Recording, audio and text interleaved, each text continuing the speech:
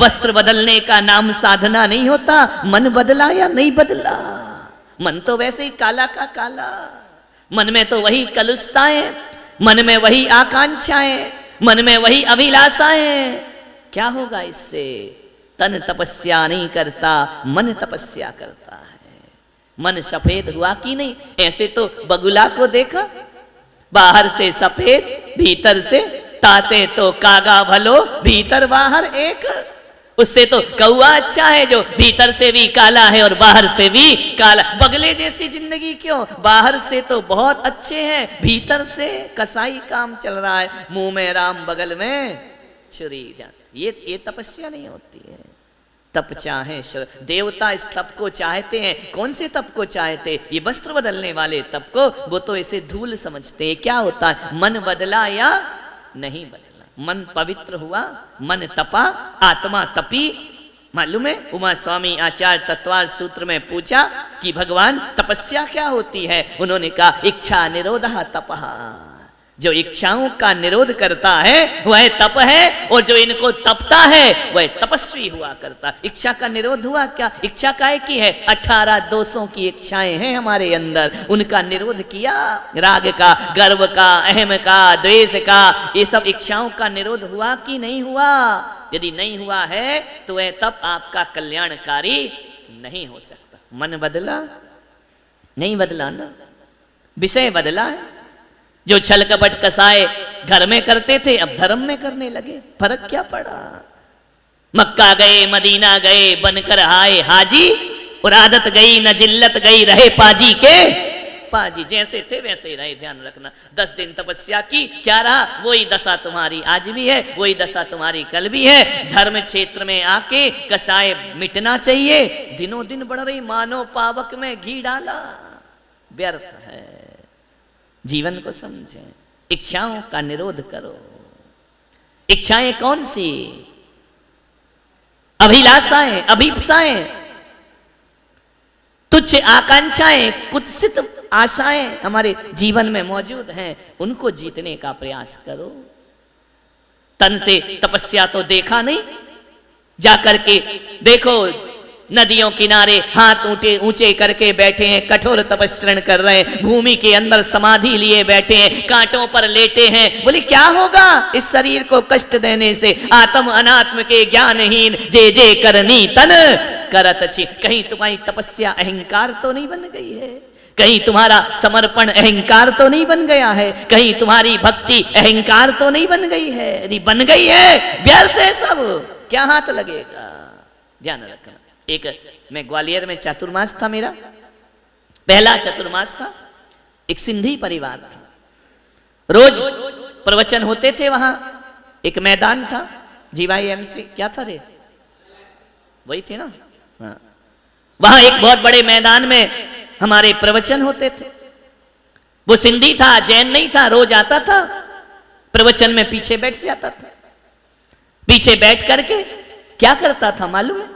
जितने भी लोग, अब जैनी लोग तो अनुशासन में रहते ही नहीं है, इनको तो ऐसे आते हैं जैसे घर में आ रहे हो। एक जूता यहाँ पड़ा, एक चप्पल यहाँ पड़ी, एक गंदगी, वहीं से महाराज को निकलना, सीढ़ी पे ही चप्पल उतार दी, वहीं से भगवान निकलना, वहीं चप्पल डली है। जैन तो ऑफिसर है ना, वो लोग व्यवस्थित नहीं रहते हैं। उनको तो एक नौकर चाहिए कि हमारी चप्पल एक तरफ कर दे। वो सिंधी था, क्या करता था? पंडाल के बाहर बैठकर जितने लोग, हजारों लोग प्रवचन में आते थे, सबके जूते चप्पल लाइन से लगाता था और कुछ नहीं करता था, व्यवस्थित रखता था। तुम लोगों जैसे थोड़ी कि महाराज के संत निवास में गए तो वहीं चप्पल डली, कोई उल्टी डली, कोई सीधी डली है, कोई आगे डली। कहाँ उतारना इसकी भी अकल नहीं है, कहाँ बैठना है इसकी भी अकल नहीं है। हम ज्ञानी बने घूम रहे, चप्पल उतारने की अकल नहीं है। कपड़े क्या खाक उतारोगे जिंदगी में? ध्यान रखिए, क्या देना, कैसे देना, शिष्टाचार ही नहीं आता है। अब यहां से निकलता हूं, चप्पलें पड़ी रहती हैं। ध्यान रखना, हम कहते भाई हटा देना, हमको निकलना है। विचार करिए, शिष्टाचार, कैसे बैठना, कैसे उठना। वो सिंधी था, उसने सबकी चप्पलें एक तरफ से लाइन से लगाता था। एक दिन पूछा कि ये क्या करते हो तुम? और कुछ नहीं, पीछे बैठ के जमा के चप्पलें, पंडाल के बाहर हाथ जोड़ के प्रवचन सुनता, धार धार आंसू बहाता आंखों से प्रवचन सुन करके। लोगों ने कहा कि ये कौन इतनी व्यवस्था, कुछ दिन तो लोग गलतफहमी में रहे कि चतुर्मास कमेटी कर रही होगी। अरे मैंने कहा मूर्खो, इतना तो मैं भी नहीं सोचता कि कमेटी ये कर ही नहीं सकती है, बुकाय को करे। शास्त्रों में पूछा, ग्रंथों में पूछा कि तप का मतलब क्या है भगवान। आतापनादि तपना वनवास जाना, सिद्धांत का मनन मौन शरा निभाना, ये व्यर्थ है श्रवण के बिन साम्यवाना। जब तक समता नहीं आती तब तक ये कितने भी कठोर तपस्रण कर लो, इनका कोई महत्व नहीं हुआ करता है। भीतर से तप रहे हो या नहीं, बाहर बाहर का तो नहीं है कि भोजन छोड़ दिया, भूख सहन कर ली, किसी की दो बात सहन नहीं होती है। तपस्या क्या है? प्यास सहन कर ली, किसी ने थोड़ा सा अपमान कर दिया, सहन नहीं होता है। क्या इसका नाम तप है? ध्यान रखिए, सहन करो, ये सहन शक्तियों का बल है। तपस्या का अर्थ है सहन करना। और सहन शक्ति शरीर में नहीं होती, सहन शक्ति भीतर होती है, आत्म तत्व में होती है। बुराई सहन होती है, बोलो, बर्दाश्त नहीं होती, आग लग जाती है बदन में। किसी ने निंदा की, सहन होती है। किसी ने थोड़े से अभिमान को धक्का लगा दिया, थोड़ा सा भी धक्का लग गया, खत्म तपस्या एक तरफ। करहूं तपस्या देह सो। कैसी तपस्या करना है? मन की तपस्या करना है। किसी ने पूछा नहीं, बर्दाश्त से बाहर। किसी को ज्यादा पूछ लिया, बर्दाश्त से बाहर। ये तपस्या है, ये धर्म है। समता नहीं आई, समता बिन सब धूल। समता के बिना सब बेकार होता है। मन को कसौटी पे कसा है, मन को तपस्या में ढाला है। तन ढालना बहुत आसान है। सुबह से शाम में आदमी तो हजारों रंग बदल लिया करता है। जिंदगी बीत जाएगी, सच्चा दोस्त नहीं ढूंढ पाओगे। मैं पुलक सागर आपसे निवेदन करता हूं कि सच्चा दोस्त ढूंढने में समय मत गमाओ, सच्चे दोस्त बन जाओ। सच्चा दोस्त अपने आप प्राप्त हो जाएगा। यदि हमारे अंदर वफादारी है, हमारे अंदर ईमानदारी है, सच्चे दोस्त बन जाओ। इससे सच्चा दोस्त अपने आप मिल जाएगा। दूसरों में मत ढूंढो, दोस्ती भीतर ढूंढने का प्रयास करो। गरीबी के दिन, फटे हाल, खाने को कुछ नहीं, इतने बुरे दिन आ गए कि एक वक्त की रोटी भी नसीब नहीं। सुशीला पत्नी ने कहा, क्यों ये गरीबी के दिन भोगता है, द्वार द्वार भटकता है, दो वक्त की रोटी नहीं मिलती है। एक काम कर, जा द्वारिकाधीश के पास जाकर के अपनी गरीबी बताना। उसने कहा, तू पागल हो गई? वो मेरे बचपन का बाल सखा, उसे जाकर के गरीबी के दिन बताऊं? भूखा मर जाऊंगा, लेकिन दोस्त को जाकर के हाल नहीं दिखाऊंगा।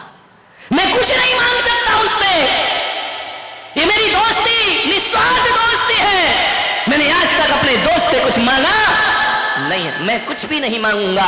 पत्नी ने कहा, तुम्हारा दिमाग खराब है, तुम गरीब हो, वो सम्राट है। अरे चले तो जाओ, एक बार मिल तो लो, एक बार देख तो लो। पत्नी सही होगी, सही सलाह देगी, पत्नी गलत होगी तो गलत। जीवन को संवारती है पत्नी, ध्यान रखना। एक सही सलाह देने वाली पत्नी मिल जाए तो मैं कहता हूं, पत्नी से बड़ा दुनिया में कोई दोस्त भी नहीं हुआ करता है। यदि सही सलाह देती है, बहुत अच्छी दोस्त होती, जीवन की हमसफर होती है। पत्नी केवल भोग की वस्तु नहीं हुआ करती है, पत्नी केवल काम करने वाली नौकरानी नहीं हुआ करती है, पत्नी जीवन की परम मित्र भी हुआ करती है। और परम मित्र ऐसी होती है कि दशरथ के युद्ध में यदि पहिया गिर जाए रथ का, तो पत्नी उंगली लगा करके रथ को युद्ध के क्षेत्र से बाहर कैकेयी लेकर के आ जाती है। पत्नी भी एक मित्र होती है, ध्यान रखना। जाओ तुम द्वारिकाधीश के पास। उसने कहा, तू देख, ज्यादा जिद मत कर। बोले, एक काम करो। बोले, क्या?